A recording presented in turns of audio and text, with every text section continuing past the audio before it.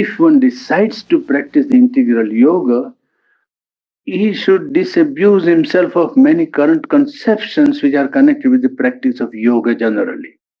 Generally, when a man begins to practice yoga, he thinks, well, my life is now settled in one particular way.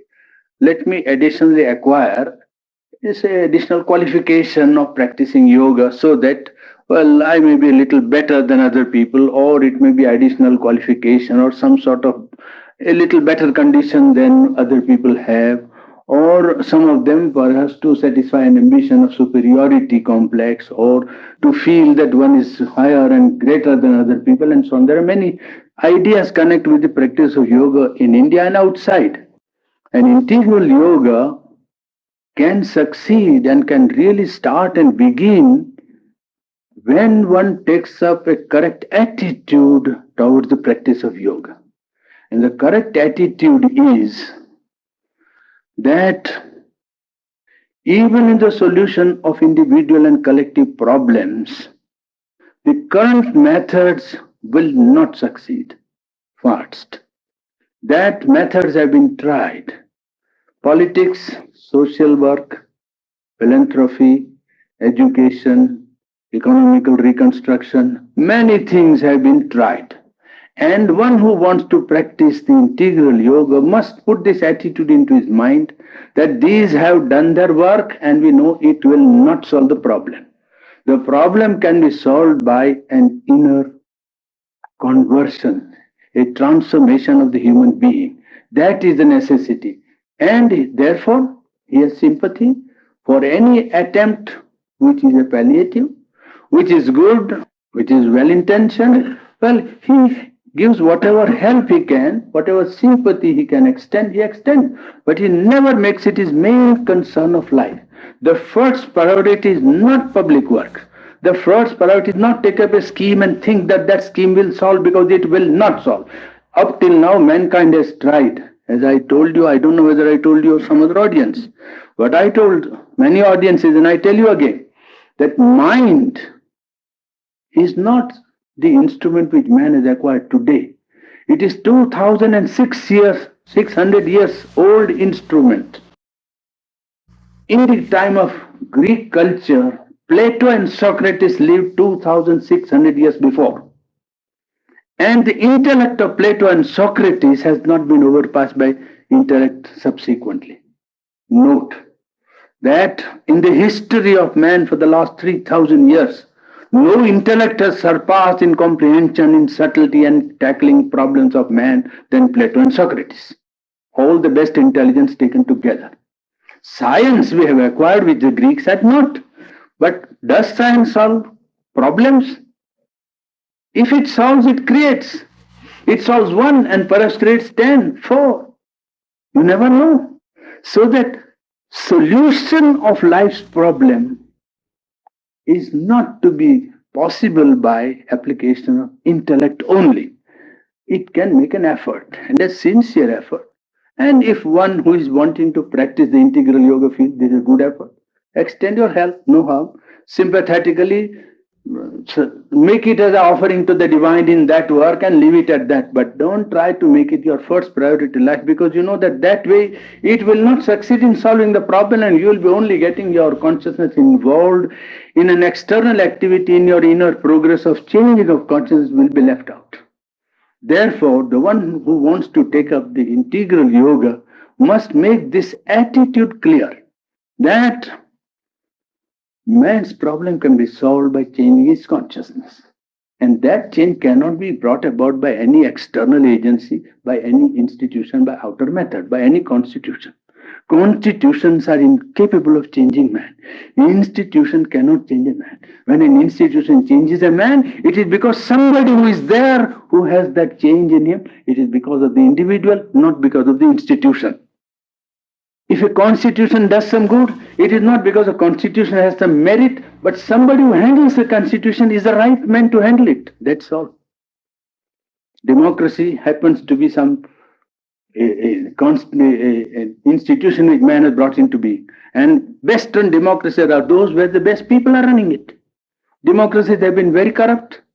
have been absolutely, hotbeds of corruption and bribery and all kinds of human weaknesses. So the democracy by itself does not raise up the level of those who run the democracy. It is the right man when he runs the democracy, then you see it is, well, pretty efficiently run. I wouldn't say it is a marvel. No human institution is a marvel, because all human institutions are the product of human imperfection. An imperfect human being cannot produce a perfect constitution. This is almost logical, you see, consequence of what man is. An imperfect man cannot produce a perfect constitution. And what appears to him perfect, a result of collective wisdom, and it is hardly more than a pious wish, a earnest effort, at the most a trial to see whether it could be done. And it has never been done up till now. So a man who wants to practice the integral yoga advocated by Sri Aurobindo has to make this clear to his mind. All good activities are good. We give our sympathy, support, whatever we can, yes, but never make that as if that was something that would give you solid results, because change of consciousness is the first necessity. That's one. Second is an attitude towards life. Life to many people, well, it appears as if it was, something in which they were so involved that it's very difficult to think of themselves apart from what happens to them in life, what comes to them in life, thoughts, suggestions, ideas, impulses, all kinds of things come. And man thinks of life as if he's involved and he's in a current and he's flowing, and it is taking him at places where he doesn't want to go, and he wants to resist, he resists, he's incapable. Now that is the one thing. He must make up his mind that life is a field only for growth. So whatever happens has to be used for his growth. A detachment from everything that happens to oneself in life. If anything happens, you don't say, oh, no, nothing. You simply say, yes, now this has come. And what part it has to play in changing my consciousness? An incident, some inner movement, some outer, event intervenes in one's life. It does always. That is life. It is not life. It is all change constantly. And you simply don't get involved and say, oh, this now, and never. It is life is an opportunity for growth. So, want to know what is the meaning of this? What is its significance for me? What change I have to adopt or create in myself so as to make this incident or make this experience means for my growth to a greater truth. That is all. That is the second thing he must make clear. Then integral yoga can start on the correct ground. Otherwise, integral yoga, why we distrust this constitution and institutions, Because Sri Aurobindo found out in his practice of yoga that they can be best solved not by mind, but by bringing into active movement the dynamics of the divine consciousness.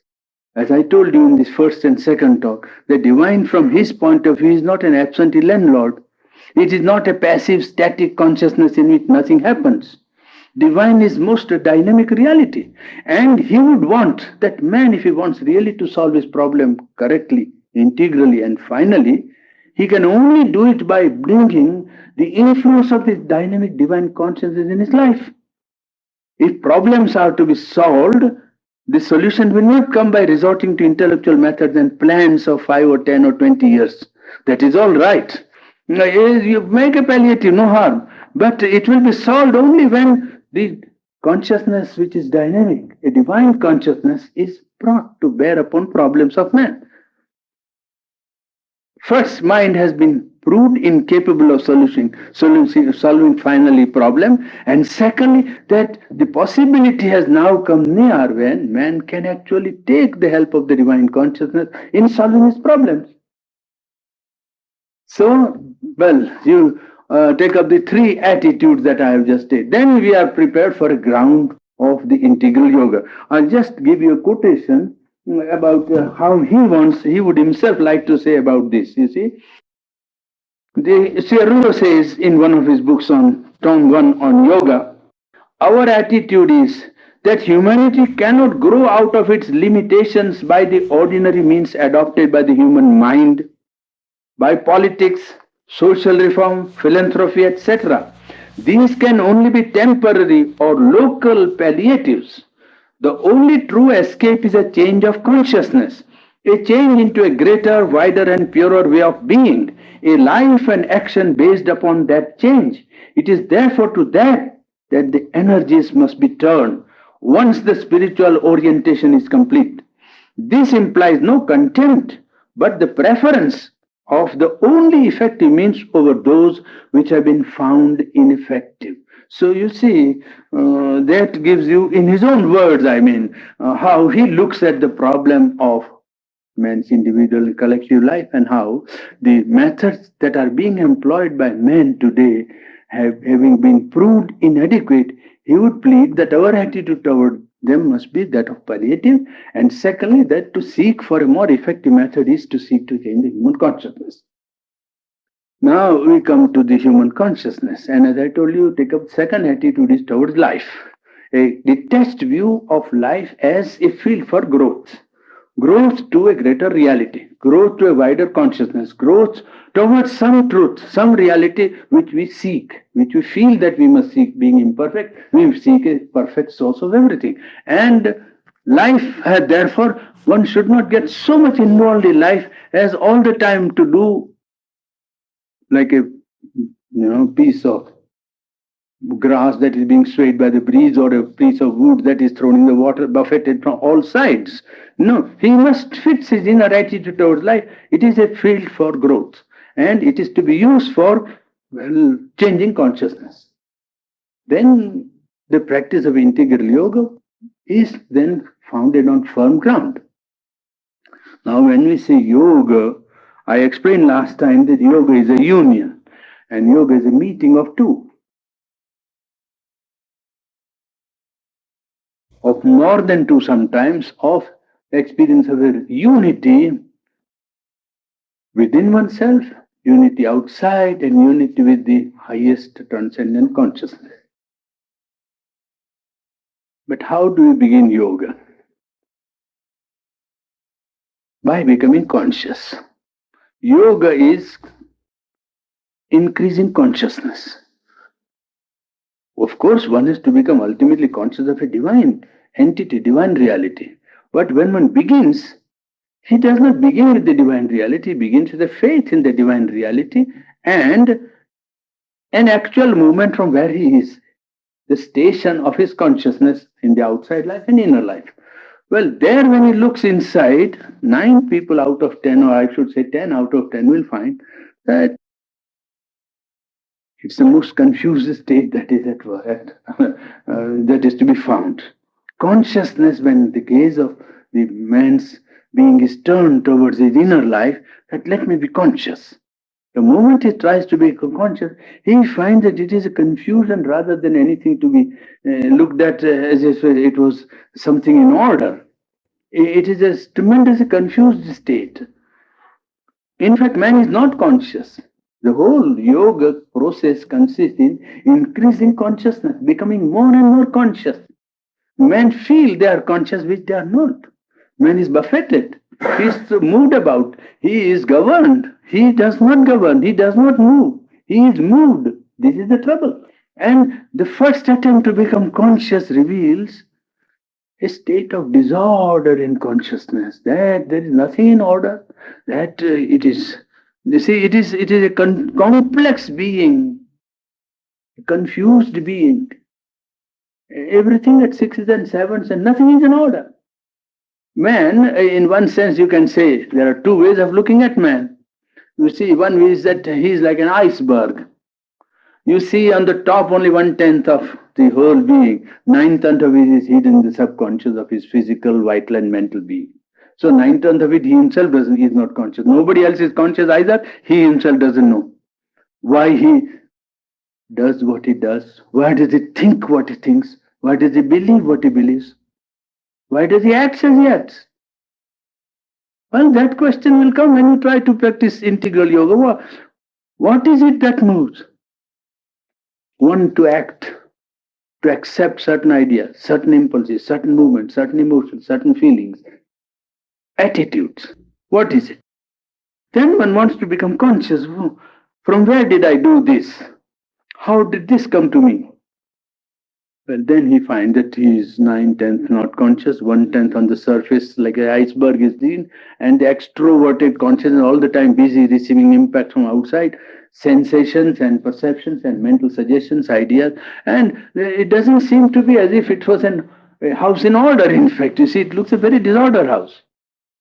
And secondly, when he watches himself carefully, what he finds is that man is not Unitarian. He is not integrated. It's not as if you are dealing with one man when you deal with yourself. You think there are 5, 10, 20, 25 persons living. It's like a steamer, you see, in which so many, you see one steamer, but inside you see there are 500 people. And perhaps those people on the deck don't know those who are working in the, you see, in the steam engine. You see, they don't know. A man, he is like that. He looks as if he is one man. It's not one man. At least 4, 5, 10 people. A most simple man, ordinary man who is not developed, whom you say, oh, poor fellow. Even he has 4, 5, 10 personalities. And the more developed the man, the greater is the number of personality he has. And to have an integrated being is something very rare in human life. Very rare. Absolutely something that happens by what you call a happy chance or by a very conscious and strenuous effort of consciousness. You can't do it without yoga. It is impossible practically to do that. Some people are born like that and have a general integration. That too is not complete harmony, but a general integration so that centrally they are well disposed and there is one direction in which they can drag their whole being. But generally man is full of 4, 5, 10 personalities and they are not in harmony. You see what the mind accepts? The heart says, oh, but how can that be done? What the feelings say? Well, the intellect and reasoning comes out and says, what a stupid thing to do. You see, what the vital being desires, the intellect says, why do you want this like a food? And the vital says, but I must have. And it refuses any arguments. Vital being is simply out for anything. It goes on like that. That is one's discovery. That it is not one being. You are not dealing with one personality, 4, 5, 10.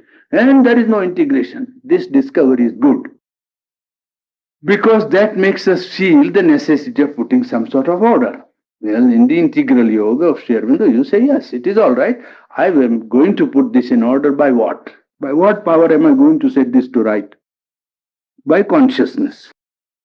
When you say that by consciousness, people think that we have got consciousness. They haven't got consciousness. They have got, you can say, mental ideas, vital ideas, emotional, consciousness, but they are not pure consciousness. Consciousness is not mind only. Mind is only one instrument of the consciousness, or mind is one functioning of consciousness. Mind is not all consciousness. And say, how to set, mind will set it right. Well, mind tries. When mind tries, mind finds, it's like as Sri Aurobindo put in one of his books, it's like a prime minister, you see. And the prime minister tries to pass orders. Well, somebody who is stronger than him doesn't obey and says, that's all right, you may say so, but I'm not going to do it. So the consciousness first realize that consciousness is not to be confined to mental consciousness. Intelligence, mind, reasoning is not the only consciousness. That's one function. There is emotional consciousness. There is will, consciousness that wills, dynamic part. There is a consciousness that feels, consciousness that senses. And in this consciousness fundamentally is independent of all these instrumentations of mind and emotion and vital being, willpower, nervous system and body. Consciousness is independent. Consciousness is the fundamental fact of the cosmos. Consciousness is the highest power of being. Being is everywhere. Atom has got being. Consciousness of the atom has got infinite power. Consciousness of the life has got infinite power. Consciousness of mind has got infinite power. Consciousness is the fundamental fact. It is by consciousness that the whole thing is running. Now, this consciousness in man has got behind his instrumentation, his intelligence and reasoning power, his emotional being and feeling, and then his nervous system and his, likes and dislikes and hopes and despair and all kinds of things. Behind it, there is an entity that is truly himself. the psychic being, if you like to call it, the true individual, if you like to call it, you call it the spark of the divine, you call it the consciousness in man that is in contact with the true consciousness that is at work in the universe. It is that which has to be brought to the surface gradually. This true consciousness that is behind nature part, behind mind, behind life, behind emotion, it is behind. And these are the functionings which man feels. Man has to become gradually conscious of this, at present, the constitutional monarch. You see, this psychic being is really the king, but at present he is like a constitutional monarch whose power is limited by the intelligence, mind, and emotional, vital being, desire, soul. Well, all kinds of other personalities that have been put forward by arrangement of universal nature in the past, it has been brought into this present condition. And the constitutional monarch is not able to govern and make himself felt. It is a prime minister, and he is also not a capable prime minister who can carry out his orders everywhere in the kingdom. There are parts of the human kingdom where the rule of the mind does not work. Mind is not allowed to rule. So, in yoga, then you find that this difficulty of multiple personality, many people living in the same house and not knowing each other and sometimes contradictory in their movements, creates a sort of a disharmony. The liking for one thing and going for another thing, and mentally and intellectually accepting something else, the hard doing. It is a kingdom in which one is found that how to set this in order. If the prime minister is mind, and if the ruler is constitutional, how gradually to get the ruler to come and rule? That would bring in the practice of yoga to the fore. The yoga practice begins by, you take a watch. When you want to understand the machinery of the watch, what you do is to take it to parts, is it not? And you take it to parts and then you put it together and say, that is how a watch works. Well, the human psychology also, you do almost the same thing. You take your own self and say, yes, now, this is myself. And then, which self? Which is the leading self? And why it should be the leading self? Yes, then one by one, you come to feel what is it that we want from life. As I told you, that attitude will be there, that is the field for growth. So I want to grow to my truth, to my true being, to fulfill the true purpose of my highest self, or to discover my highest self and carry out its will in my life. Or if there is a reality in the universe, I want to know that reality, because perhaps I am also a result of the functioning of that reality, and I want to fulfill the will of that reality in my life. But in order to know that reality, I proceed from where I am. And if I find that I am in disorder, I am completely a confused state, a subconscious movement in which many things are dictated to me, then the beginning is to separate oneself as the witness, as I told that day.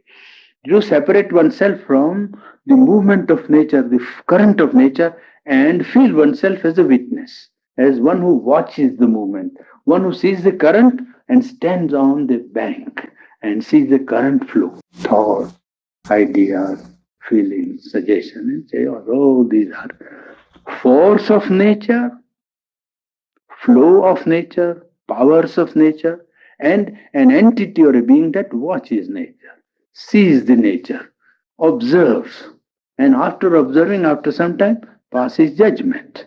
Can say, this is good, this is bad, this I don't like, this I like. But it is by separation that one begins freedom. It is, if the more one is involved in his ideas, thoughts, likes, dislikes, judgments, and so on, well, the more difficult he makes his task of finding the true self, because he is himself in a confused state and he can't watch what is happening to him. The separation, a dichotomy in the consciousness in which one part is completely separated. It may be intellect, it may be vital being, it may be emotional being, but a central part of one's being must separate from the nature and watch everything that is happening like a flow, itself standing on the bank without being moved, like one who is a witness or one who is, well, observing only and not participating. He is not disturbed by what happens. He does not get entangled into the movement. He does not throw himself into the current and flow and then try to stop the current. That is a very impossible task. So he separates himself and watches. This self-separation is the first beginning of freedom of the consciousness. That part of consciousness is free. It is not yet mastered, it's not yet identified, it's not wide, it is not infinite, it is not identical with the Supreme, but it has now got a place where it stands safe from the attacks of nature.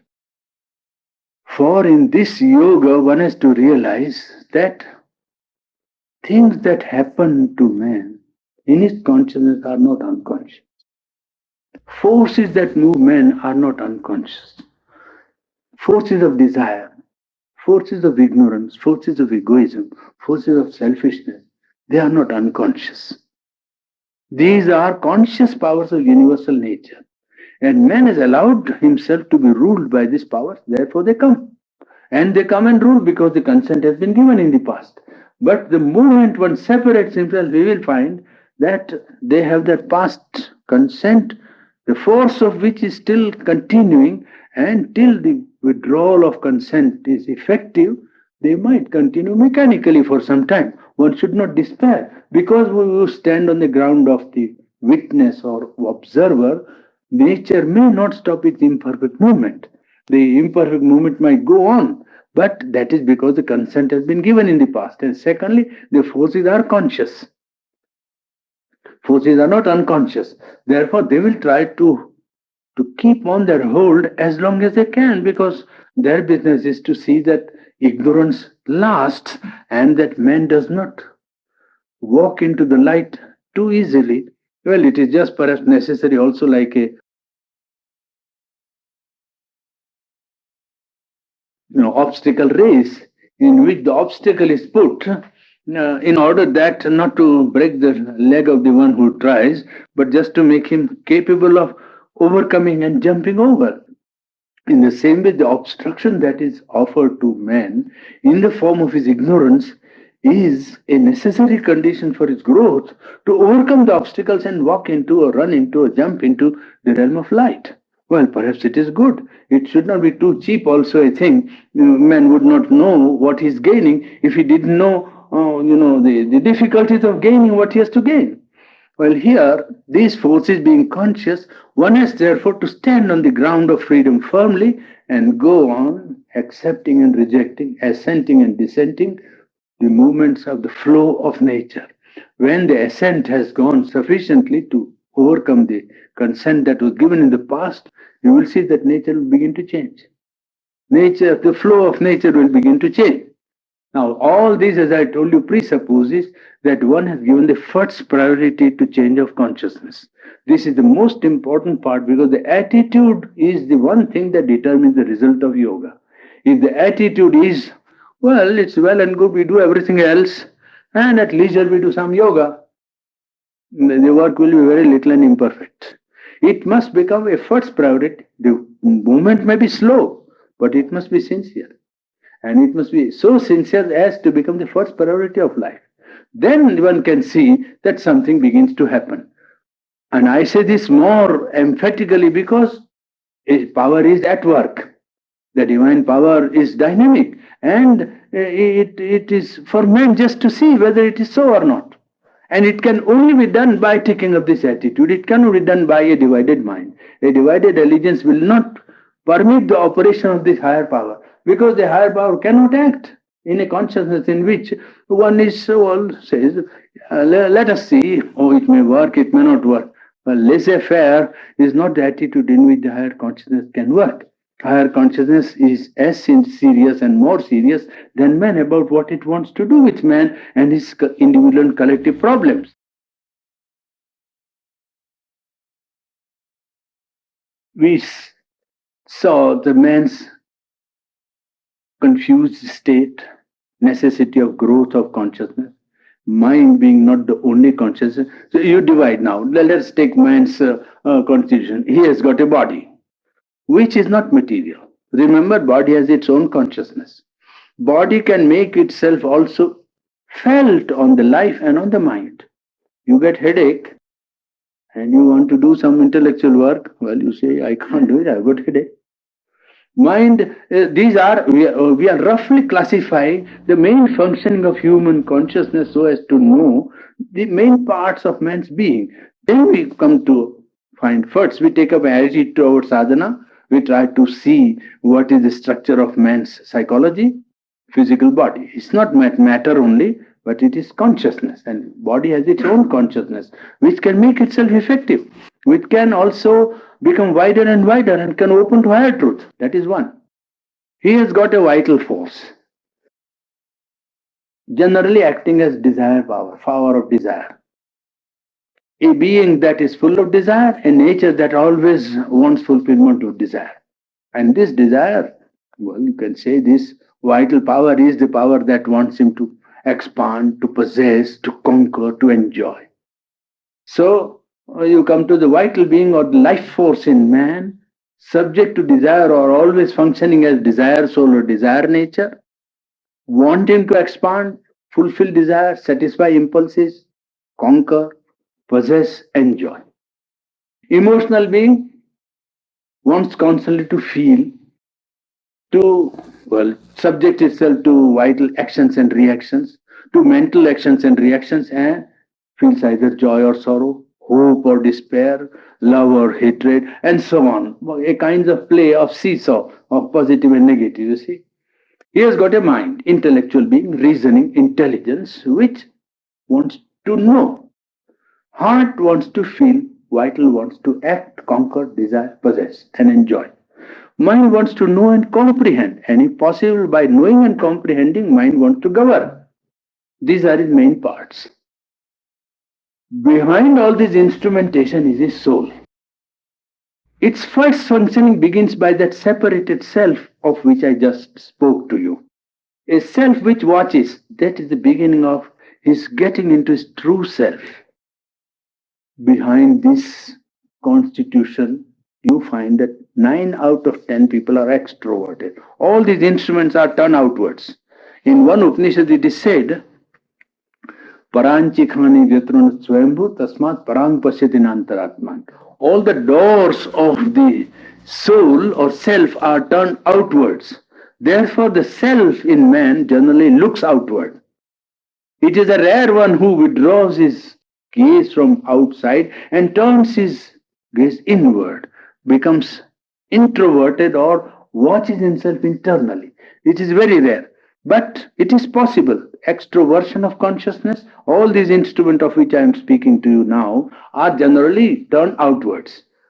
They have an inner being also. There is an inner mind, inner emotional being, inner vital being, even a subtler physical being. That is a wider range, much greater range. There is a subconscious self also, and a subconscious, realm of experience possible, a subconscious mind, subconscious vital, subconscious physical. And behind all that is this true self, the psychic being, spark of the divine, true individuality. It is that if it can come to the surface and govern the nature, then man can become integrated, know the purpose of his life, and know what is his real fulfillment. To bring this psychic being or true soul in front is first purpose of sadhana or spiritual effort or yogic life. The yoga aspires in Sri Aurobindo's scheme to awaken this true being to act, to be active in nature and govern the nature part. How does one begin with this preliminary understanding, a rough picture of man's parts which act and react upon each other? These are not cut and dried, separate from each other in such a way that body has nothing to do with life, life has nothing to do with mind, or emotion has nothing to do with vital, or the mental has nothing to do with the vital. They are all interconnected and so complex that ordinarily they are all confused, as I told you. We are making this analysis for making a clear picture to our own mind, just to have a rough idea of what are the main function of man's inner being, and they mainly are out extroverted, but they can be turned inward, and behind there is a center which is divine. The beginning of that realization comes when one separates himself and watches, observes, and judges. That is the beginning of his touching the inmost center that is in him at work. Now, I told you about Sri Aurobindo's yoga.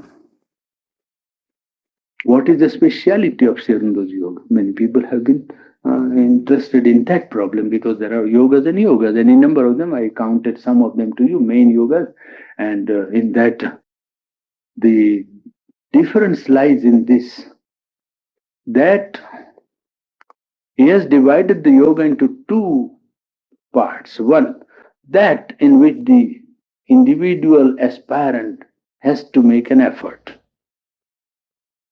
Another part in which his effort becomes secondary and the higher power takes over the development of the human being. So that in his yoga only, I think, of all the yogas that I know, in his yoga only this great difference happens. That the aspirant or the man who practices yoga is not to do everything to the end. He has to prepare himself. There is a part of the personal effort which he must fulfill. The divine does not do everything for the aspirant, for the yogi. He must aspire and he must begin the yoga, making himself fit for the higher power to take over his yoga. So that there is now in his scheme a facility, so to say, because after a certain stage, the responsibility, so to say, of the man who practices yoga becomes less and less. And what happens or what development he requires or gains is not his concern, but the concern of the divine power that is at work in him, which he has evoked into an active intervention in his own life. Thus, you are not after a state of consciousness or union. You are not after a state of union or some oneness with somebody. No, you are after changing your consciousness and carrying out a will of the cosmic or universal or transcendent divine. That is what you are after. Attainment and identification with will only the first step. It will not be the end of sadhana. The end of spiritual effort, the end of practice of yoga will not be to merge into something and then do nothing else. No. The end of sadhana is, the first step is to reach identity. And the main purpose is to evoke into a dynamic movement so that our nature or the nature of one who practices yoga is transformed by the action of the higher power. This is so different from the current methods of yoga that Sri Aurobindo's yoga stands out to my mind as the only hope for mankind. Is spirituality and realization of God have to become concrete experiences for any human being. Because as I told you, religion has not been capable of performing this great task. It cannot dynamize this consciousness. It is so localized and so much, wedded to tradition and outer customs and ceremonials, and now has become so much socialized that this inner drive for making religious truth an experience has gone out of those forms. The only thing now that can really become effective in man's inner life is that he must have that urge, the drive and the will and the sincerity. Then it is just for him now to make himself ready for the action of the higher power. And this work, as you do in science, what do? You increase the range of your instrumentation, is it not? I'm telling you that consciousness is not confined to mind or to emotional being or to physical being or to nervous being of man. Consciousness is much wider. Just as the vibration of light is not confined to the light we see. There is infrared and ultraviolet rays, is it not, which you don't see, which eye is not capable of seeing. Sounds, the range of sound is not finished with our capacity to hear. There are sounds which we can't hear. Lower ranges and higher ranges both. There is only a middle range which is available to our senses. Just the same for consciousness. Consciousness is not just what we live. There is wide range there and wide range below. An infinity of consciousness. There is a hierarchy. Just as the same thing. Well, he says that this higher power is there already. And as in physical sciences, somebody experiments and makes it possible for a new power to be made available to man, well, he in his sadhana for 40 years made this effort only for mankind. He had no personal desire to reach some great truth for himself only, as I recounted to you on the first day. His effort was to make this supreme power available to humanity for anybody who wants to make it dynamic in his life. For that, he spent 40 years. And the happy event is that the connection is established. The earth's consciousness is in contact with the higher consciousness. Now, if my windows are closed, even if the sunlight is there, it will not enter my window. It is for me to open the windows, is it not? Well, the higher power has now been in contact with the earth consciousness, and anybody who wants, irrespective of caste, color, creed, sex, or religion, he can have it. It is for man to decide, does he want? As I told you on the first and second day, does man want to contact this higher truth? Well, then it is there. And the condition is to be sincere about the whole affair. Well, then the contact could be made practical. The handing over of man's problem from mind of man, even mind of cosmic mind of man or collective mind of man, which is not really cosmic mind. The collective mind is sometimes a sum total of collective selfishness. You see, all people say that, you see, when 100 people are chosen and elected, and when they go and sit down, they have the collective wisdom. It's not always collective wisdom, but it is collective ignorance also sometimes, and it is all right. You see, it is good, because there is no other way of functioning of the collectivity, so we do it. It is we admit it is a necessity, but it is not as if that was something superior to an individual who has awakened to light. You cannot say that any conference that meets, he is living in a consciousness higher than either Christ or Ramakrishna. I wouldn't say that any time. It is not possible for me to affirm that, because it is not true. I mean, a group is a sum total of individuals, isn't it? And the group consciousness cannot be greater than the sum of the individual consciousnesses. How can it be greater? And if they are living in ego consciousness or mental consciousness, well, what they will do is only, at best, with best of intention, what mind can do. It cannot do more than what mind can do. It is impossible. So collective wisdom is simply hope and a good method of working, because we are no better. But a higher consciousness is available to man, and man can bring the power of the higher consciousness first to change himself, change his own consciousness, and that change inevitably will make change outside, well, compulsory almost. If the individual's inner consciousness changes his life, what we call the outer life also will change. Because what is outer life? The division of inner and outer is also artificial and wrong. It's only partially true.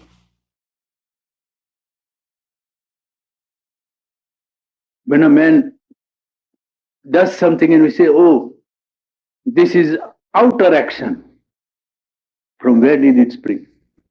From an inner state, from an inner condition, either from desire or from good motive or from ideal or from thought or impulse.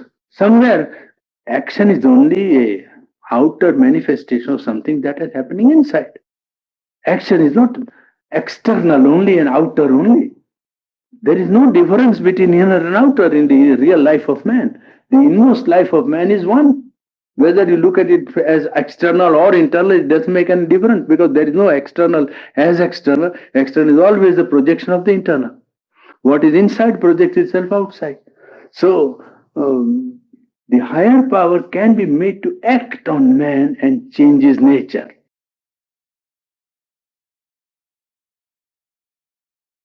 Does one feel the need? I recounted 3 things for one who is qualified to allow or permit or open himself to the action of the higher power. Aspiration, rejection, and surrender, isn't it? That were the 3 things which I gave last time. It is by these 3 that one prepares himself for the action of the higher power. By aspiration, by rejection, and by surrender. These were the 3 things of which I spoke last time, is it not? Yes. So,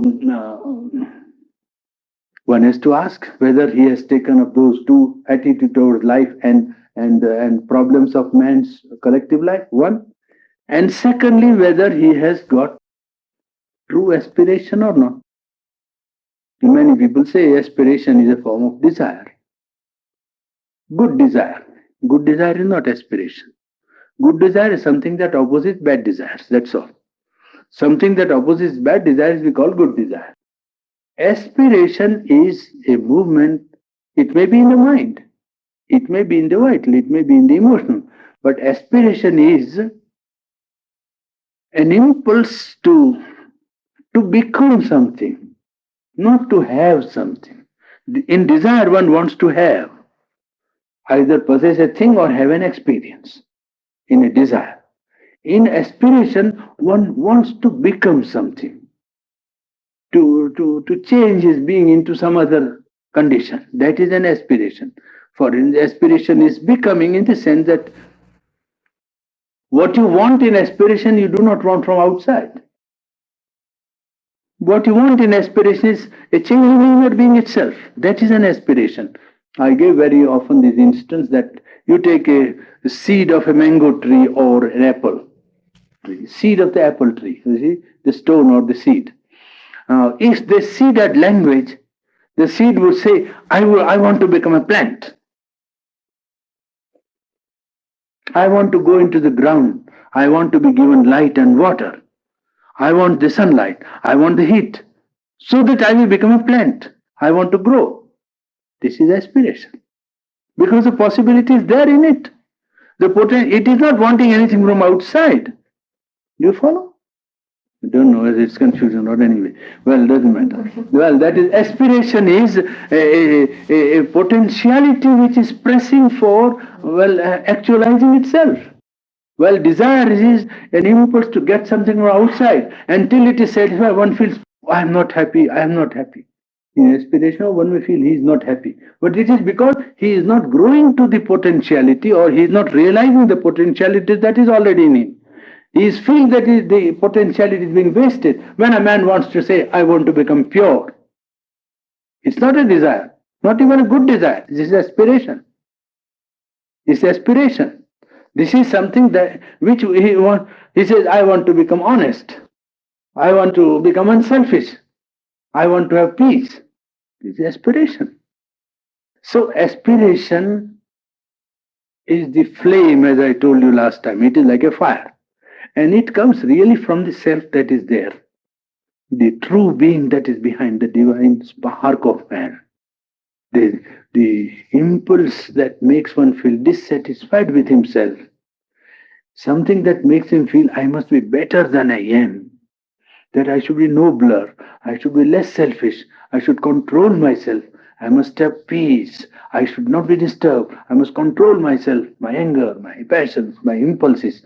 That is something that is coming from the true center, that is there, hidden behind the activities of this nature, which is not allowing the true being the full chance. Well, the true being takes a chance by putting an aspiration into nature, like a fisherman who puts the angle. You see, he throws the line into the water and sees whether the fish will catch.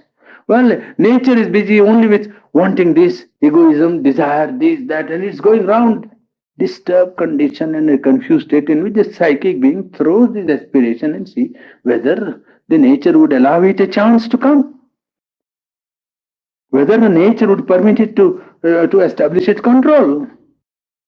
Aspiration is the first breaking into ignorance of the light which is already hidden in man's inmost being. You see? It is the fire, as the Rig Veda would say. It is the fire, the flame of it burns upward always. It never goes horizontal or downward. Fire always goes up. The flame of aspiration burns. So one has to see whether there is this aspiration at work. Now, aspiration, rejection, and surrender. These are the three items which are within the jurisdiction of the man who wants to practice integral yoga. The rest of the sadhana, rest of the spiritual work is to be done by the higher power to whom one surrenders. So, well, I don't know what is the time. You want to wait the whole night? No, I don't suppose. 9:15, I got. Well, we take up next time. Further up. You're the doctor. Well, let me see if anything is there which I can have to say. I don't know.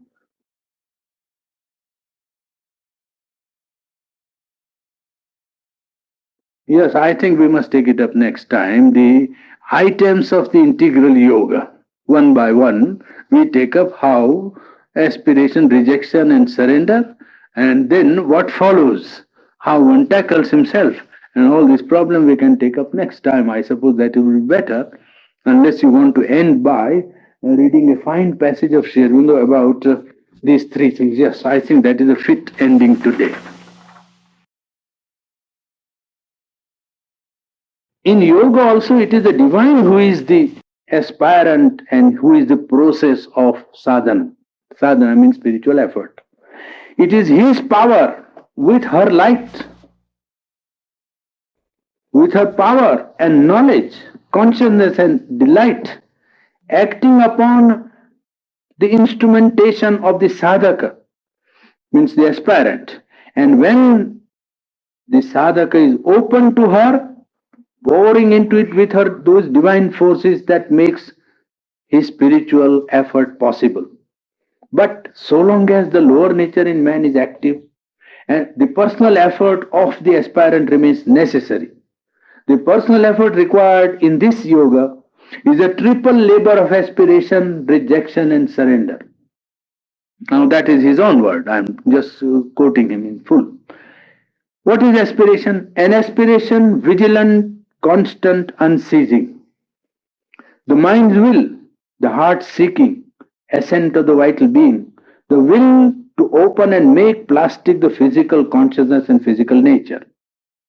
Second, rejection. Rejection is the movement of the lower nature, rejection of mind's ideas, rejection of opinions, preferences, and habits, rejection of constructions of the mind, so that the true knowledge may find free room in a silent mind, rejection of the vital nature's desires, demands, cravings, sensations, passions, selfishness, pride, arrogance, lust, greed, list is big rather, jealousy, envy, hostility to the truth, so that the true power and joy may pour from above into the calm, large and strong and consecrated vital being. Rejection, thirdly, of the physical nature's stupidity, doubt, disbelief, obscurity, obstinacy, pettiness, laziness, unwillingness to change, tamas or darkness, so that the true stability of light, power, and delight may establish itself in a body growing always more and more divine. Surrender, third, surrender of oneself and all one is and all one has, and every plane of consciousness and every movement to the divine and his power.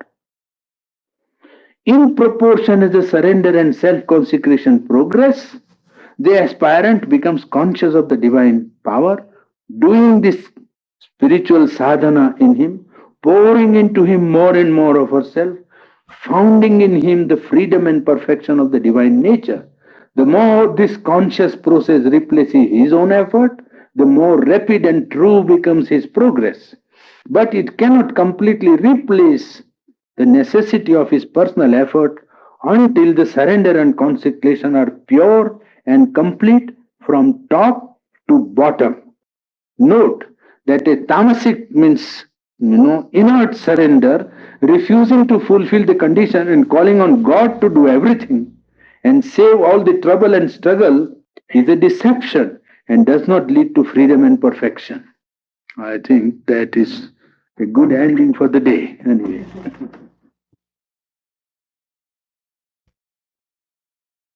You see, the world really belongs to the divine. It is good that man also thinks that the world belongs to him, because that permits God also to work through him. But world doesn't belong to man. He didn't create this world. So man's problem are really God's problem. In proportion as he surrenders those problems to God, God will be able to give him guidance to solve those problems. You see, it will overflow not in the sense from one individual like that. It is not as if from one individual flow. The cosmic consciousness has got all the solutions of the problem already fixed. In fact, man is being driven to those solutions even in spite of himself. See, the unity of mankind is coming in spite of so many people shouting about atom war. It is coming. They are being driven to it by fear, by self-interest, by self-protection, by a sort of idea that if you don't do it, there is danger. But unity is being pressed, is it not? Well, that is first step towards what is going to come. That is how nature compels man. But that is a movement in ignorance. If man becomes open and conscious, he can get the solution more harmoniously, more easily, and a more perfect, and a solution which would lead him to the fulfillment of his life. Here, you see, this God consciousness certainly wants to solve individual and collective problems if a chance is given to it, is it not? The whole Sharmanda's pleading is that is mankind or is humanity or individual being ready to give the divine a chance? If he can, his problem certainly will be solved. There is no question about divine being able to solve man's problem. Man has lost faith because religions have given them a fright. You see, and once one has got the fright, they always think that it will make confusion worse confounded, which is quite true. It can become worse confounded if man did not seek voluntarily from his heart. Now you cannot deceive the divine in the old sense of the term because you won't get the divine. You see, as I told last time, it is foolproof and rogue-proof. The contact with the divine consciousness is not open to anyone except one who is sincere. So there is no chance of it being misused by anybody. No fool can go and do something wrong, or no rogue can go and take advantage of it. One has to become sincere in his aspiration, then he will get to the measure of his sincerity what he requires, what is for his fulfillment. And if he is fulfillment, there is a room for solving man's problem, he will solve it, sure and certain. Yes, it's good. Some time. You said that we have to develop ourselves first. In other words, this God consciousness within ourselves first. No, there is not God. We have to develop ourselves. We have to make ourselves fit. There is a personal effort in our yogic life. Yoga means there is room for personal effort. That personal effort, you can say, can lead you to our development. We are not saying, I want to develop myself. No. I want to, reach the highest reality. And reaching the highest reality requires that I should know myself. Then when I make an effort to know myself, well, I widen my consciousness automatically almost. You understand? My aim is not to develop. My aim is to reach the consciousness and fulfill its will in my life. That is my main objective. Well, when I say I must now start from here, when I start from here, I find I am imperfect. I know, who am I? Then I put myself to watch myself and see what is it that I call myself. But then I find that it's a realm of confusion in which I must introduce some sort of rough order. You understand? That is it. That may amount to development, certainly. But it's not for that I am making the effort.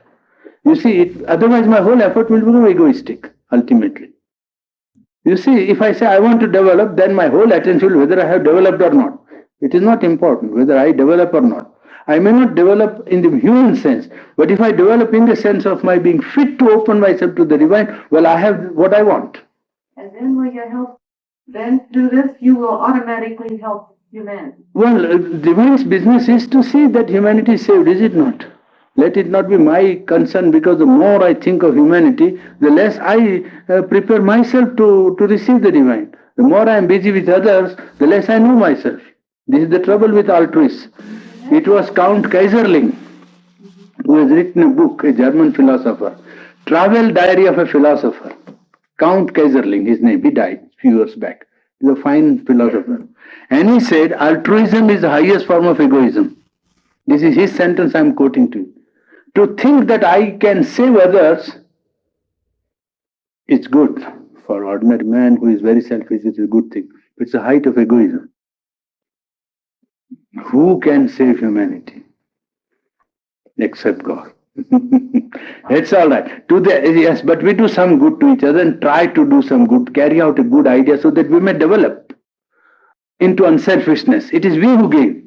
Whether humanity gives or not, we don't know, because I have not seen one problem solved by all humanitarian efforts. See, poverty was to be removed. Poverty is there. Ignorance was to be removed by collective effort. Ignorance is still there. So which problem humanitarianism has solved? It has not solved a problem. Yes, it has developed the people if they were sincere. If they were egoistic, they also not developed. Let me tell you. It's a small gathering, so I don't mind telling. If the fellows have only said, well, I will give I earn a big name and let me give $1 million. It's all right. He has saved nobody. He has only added to his egoism. You understand? Yeah, but that isn't what I meant. Yes. Yes, that is what he shouldn't do if he wants to develop himself. No, what I meant is He should offer it to the divine and not think of what happens to his name. I said, if you Yes, that's it. Thinking of what happens, never allow his name to come in the public if possible. If he's really after his development. That's it. Then he may develop. Then what he does may do some good to some other who does lot of good to him. His own self. That's the first thing. What happens to other is their business, God's business, and partly little bit his little, small, his is very infinitesimal. His gain is great. There is no doubt. If he goes about in the right spirit, that is an offering to God and to nobody else, then it is all right. At least for him, it is a step which may lead him to a little better state. You see, then what it is not final, nothing is that way gained.